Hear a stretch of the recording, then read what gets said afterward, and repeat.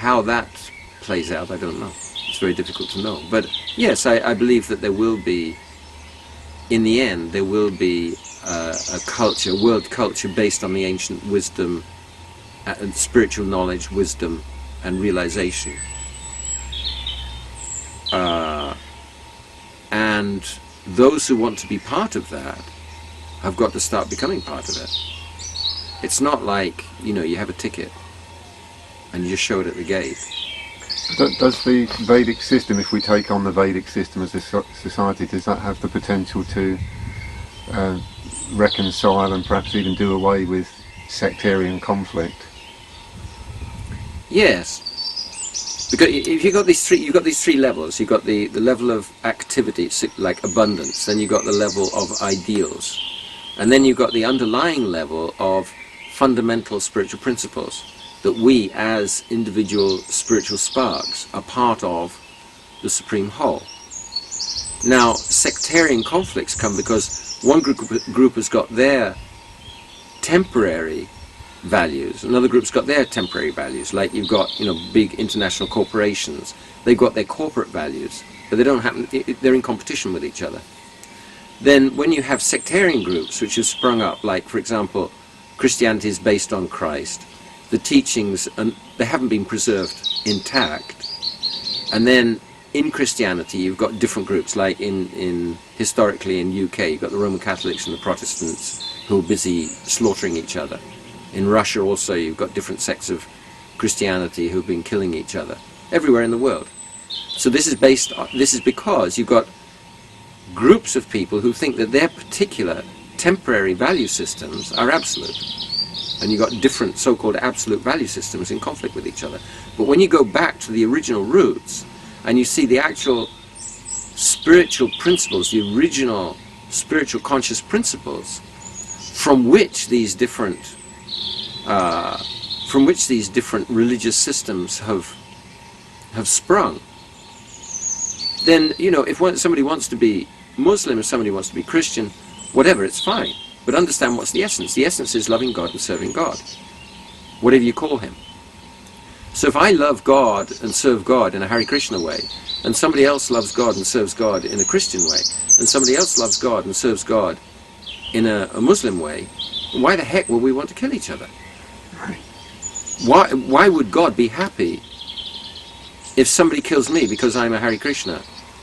Or I kill somebody because he's a Muslim, or somebody else because he's a Christian. Why is God going to be happy about that? It's like different children have their different relationships with the Father, and different religious cultures have their different ways of pleasing the Father. But it doesn't mean to say that the Father hates this one and loves this one. Like they say that, God made the world and man made religion. So we have this ancient Vedic system, and there were Vedic world emperors up to around 5,000 years ago, and that system's fallen into decline, and there's a tendency to write off a character such as Krishna, with someone endowed with so many superhuman and supernatural powers, is practically written off as myth or legend because it's such a fantastic personality. But how has that Vedic wisdom translated into something relevant from the modern age? Basically what has happened since Krishna was here 5,000 years ago that's relevant for now? Really, perhaps in terms of Krishna's latest incarnation. Oh, Lord Chaitanya, you mean? Isn't this relevant for now, that Krishna appeared again in very recent history, someone we can actually document as and prove as a historical figure? Okay, so yes, Lord Chaitanya, he's a historical personality who appeared in Bengal about 550 years ago. His coming is predicted in, for example, Mahabharata, Srimad Bhagavatam. It's stated that he's actually the Supreme Lord, coming in a hidden way, not as the Lord, but as a devotee of the Lord. And he's propagating the spiritual process for this age. So in each age there's a different spiritual process. In the Golden Age it's meditation for many, many years, thousands of years. In the Silver Age it's very, very elaborate worship, sacrifice, very elaborate sacrifice with powerful mantras. They create fire with mantras, give life with mantras. And then in the Copper Age, Bronze Age, then it's deity worship. Again, fabulously wealthy deity worship. We don't have those facilities. So the process for this age is congregational chanting of the holy names of the Lord. And that's obviously been popularized by the Hare Krishna movement. Every spiritual tradition has its tradition of chanting the holy names. And in the Bible, for example, now I like to play the 10-stringed harp. So in the Bible it said that you should praise the name of the Lord on the 10-stringed harp. I like that. So it's a universal principle. Before this I was practicing Buddhism, Pure Land Buddhism. So Pure Land Buddhists, they chant the holy name of Buddha. Namo Amidabha, Namo Amidabha, Namo Amidabha. And now I'm chanting the holy name of Krishna. Hare Krishna, Hare Krishna, Krishna Krishna, Hare Hare, Hare Ram, Ram Ram, Hare Hare. So this is the most effective process of spiritual inspiration and purification for this age. And especially when it's done in large numbers. So it can be done as a kind of, get your knees up, sporting event almost. That's one thing. But if you go into it, then there's a very, very, very deep process of spiritual inspiration and purification, especially when it's performed under the guidance of self-realized souls who are themselves like situated in the spiritual world. They're situated in their spiritual relationship with the Supreme. So should we be concentrating our efforts on trying to restructure society towards a more spiritually centred, truth-centred? That's the best thing is that we simply attend to our own spiritual development. Don't worry about institutions. It's a waste of time. Paradigm changes don't come through institutions. You can't change society as a whole. There's too many vested interests. Like, simple thing, it's obvious that we should be vegetarian. You try to make that a law. You won't last.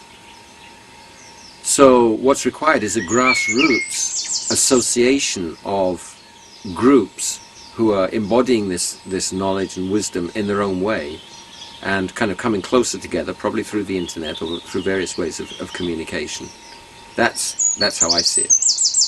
But people are out on the streets. I mean, famously in this last year, especially 2011, we saw this Occupy movement just grow out of nothing, and people were out on the streets, camping and prepared to stay out on the streets in objection to an extremely unbalanced system where the government, I don't know here, but I know like in America, they've already built so many detention camps. They've built railway carriages with, shackles like that. They've got weaponry for it. They know that the next war is going to be in the streets. It's not there's too much power there. You can't oppose the institution. I don't think that's an effective way at all.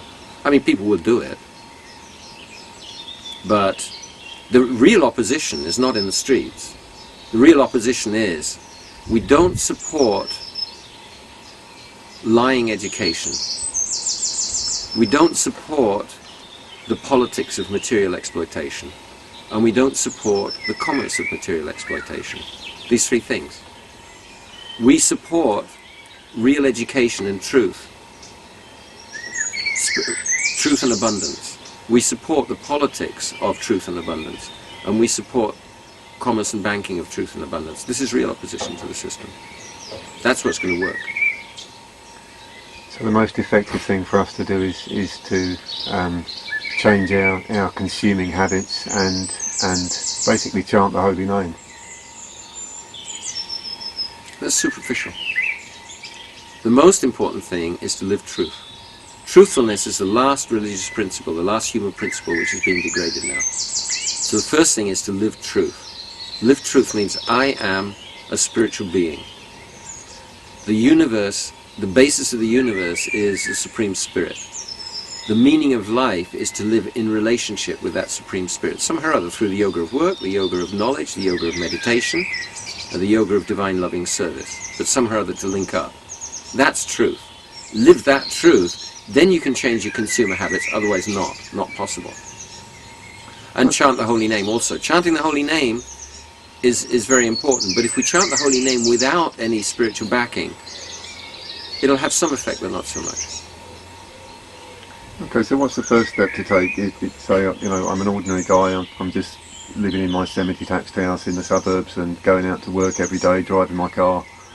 Coming home, watching a bit of sport at the weekend, maybe going to a football match, maybe down the pub on Friday night with my mates. What would be the first step for me to take?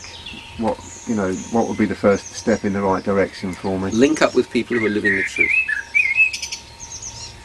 Instead of spending your time at the pub, spend your time looking around, Google, look on the internet, inquire among your mates, look on the notice board at the local library, find out who's living the truth, and start connecting with them. Start making, your network of truth. Is it important that I should change my diet? Vital. Vital. Okay. Yeah, but until we've actually started connecting with people who are living the truth, it may be difficult, and you think, veg, my God. Like vegetarian is like meat and two veg without the meat. It's like you got a plate with a big hole in it, and you've got a bit of overcooked potatoes and Brussels. Right. But when you connect with people who are actually living that, you see that, wow, it's so tasty, it's so nutritious, it's so alive, Right. so interesting, so fun, and offering your food to the Lord and like that. There's a whole culture.